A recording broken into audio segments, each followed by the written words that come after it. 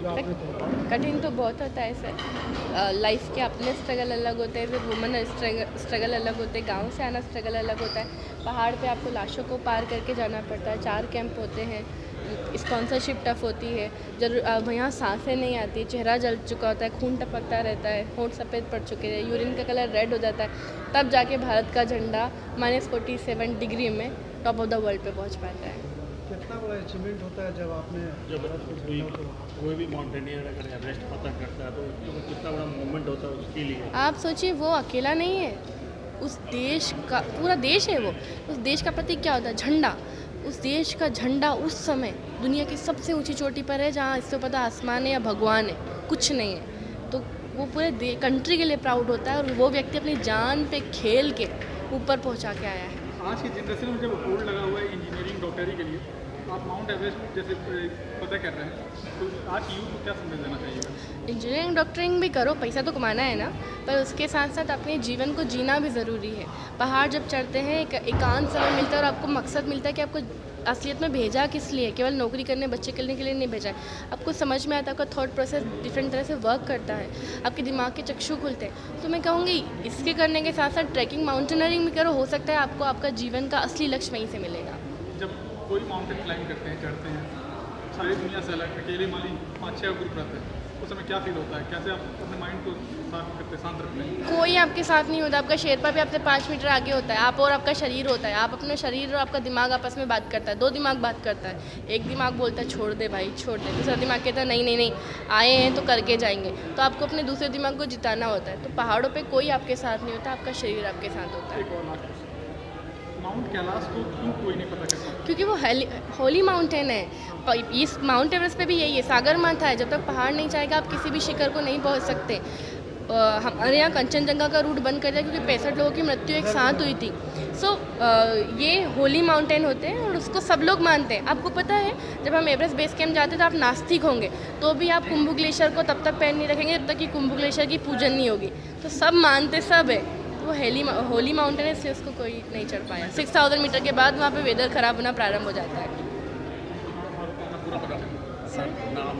मेरा नाम मेघा परमार है। मैं मध्य प्रदेश से के गांव भोजनगर से हूँ। मैं मध्य प्रदेश की पहली लड़की हूँ जिसने माउंट एवरेस्ट चढ़े हैं, 4 महाद्वीप के पर्वतों को चढ़ा है। मेरा विश्व रिकॉर्ड है टेक्निकल स्कूबा डाइविंग में कि इतने माउंटेन्स को चढ़ने के बाद कोई भी शख्स 147 फीट नीचे तक नहीं गया है। मैं मध्य प्रदेश की बेटी बचाओ बेटी पढ़ाओ अभियान की ब्रांड एम्बेसडर रही हूँ, पहले सांची दुग्ध संघ की रही हूँ, मध्य प्रदेश हैंडलूम और वाटर अवेयरनेस की रही हूँ।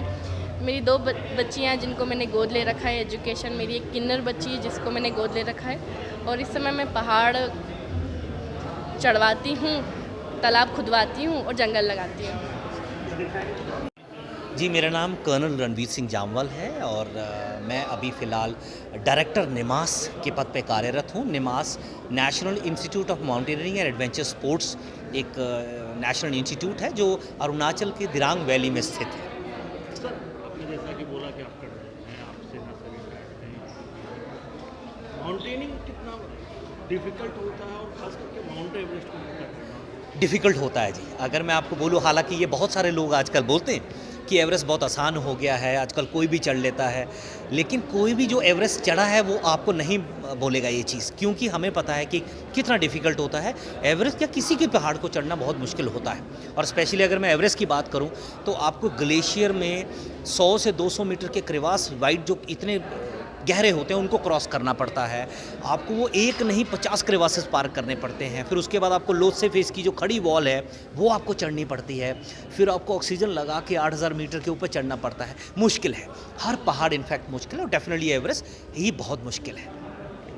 ट्रेनिंग भी देते हैं तो जी। किस तरह से युवाओं को ट्रेन करते हैं? हम लोग निमास जो इंस्टीट्यूट है वो एक राष्ट्रीय संस्थान अकेला है इस देश के अंदर जो हर प्रकार की एडवेंचर एक्टिविटी में आपको ट्रेन करता है और आपको सर्टिफिकेट देता है। जैसे कि मैं अगर बात बताऊँ, एरो, एक्वा, लैंड, हम 3 वर्टिकल्स में आते हैं एडवेंचर के, वो तीनों में हम ट्रेनिंग देते हैं। लैंड एक्टिविटीज़ की अगर हम बात करें, mountaineering, sport climbing, mountain टेरिन biking. Arrow activities की बात करें, पैरामोटर, पैराग्लाइडिंग। एक्वा एक्टिविटीज़ की हम बात करें, scuba diving, white water rafting. इन सब में हम एडवेंचर कोर्सेज कराते हैं और लोगों को हम ट्रेन करते हैं ताकि वो आगे जाके जो एडवेंचर टूरिज्म पोटेंशियल है इस देश का उसको और आगे बढ़ाएं और उसको और ट्रेन करें और लोगों को उस चीज़ को कराएं। सर, आप में क्या क्या मुश्किलों को सामना किया है? जी, जैसा मैंने आपको बताया, देखिए आई थिंक हर जीवन में मुश्किलातें आती हैं। जैसे मैं आपको बता रहा था कि उंगली कटी है, घुटना टूटा है, राइट हैंड में रॉड पड़ी थी, तो ये सब चीज़ें मुश्किलात हुई हैं। फेल हुए हैं, कभी मरते-मरते बचे हैं। 2015 में जैसे आपने देखा था, हम मरते-मरते बचे थे एवरेस्ट अपना ग्लेशियर के अंदर, तो ये सब चीज़ें आती हैं। बट देन जैसा हम बोलते हैं कि कोई भी लक्ष्य मनुष्य के साथ से बड़ा नहीं, हारा वही जो लड़ा नहीं। आप लगे रहिए। नए माउंटेनियर में क्या संदेश? नए माउंटेनियर्स को सिर्फ इतना बोलूँगा कि जो भी आप काम करें फुली ट्रेन होके करें। आप अपने basic advance search and rescue MOI courses करें, क्योंकि जितना आप कोर्सेज करेंगे, जितना प्रैक्टिस करेंगे, वो सब चीज़ें आपको और मैच्योर्ड बनाएंगी, आपको और टेक्निकली फिट बनाएंगी जाने के लिए। करते हैं तो मुझे लगता है संभव होता है करने से ही। तो मेरी जो जर्नी है बहुत इंटरेस्टिंग है। मैं गांव से बिलोंग करती हूँ, सरायकला खरसावां डिस्ट्रिक्ट में छोटा सा गांव है केसरसुरा, वहाँ से आती हूँ। मम्मी पापा खेती बाड़ी करते हैं, तो जैसे नॉर्मल गांव का ज़िंदगी होता है वैसे ही मेरा भी रहा है। गांव में पढ़ाई किया शुरुआत में, फिर उसके बाद जमशेदपुर आने का मौका मिला और 2004 में एडवेंचर एक्टिविटी से रूबरू होने का मौका मिला। मैडम बचेंद्री पाल जो प्रथम महिला एवरेस्टर है, हाँ 1984 में क्लाइम किया उन्होंने, तो उनसे मिलने का मौका मिला। तो वहाँ जब मैं गई, वहाँ तक जाने तक का भी मेरा एक स्टोरी रहा है, क्योंकि जब एडवेंचर एक्टिविटी में बॉयज़ गर्ल्स सब साथ में एक्टिविटी करते हैं, तो मुझे परमिशन नहीं था मेरी फैमिली से कि वहाँ जाना, नाइट में स्टे करेंगे, लोग क्या बोलेंगे, लड़कों लोग, मतलब बहुत सारी चीज़ें ये कि लड़कियाँ बदनाम हो जाएगी। तो मेरे लिए घर से बाहर निकलना ही एक एवरेस्ट क्लाइंब के जैसा था 2004 में।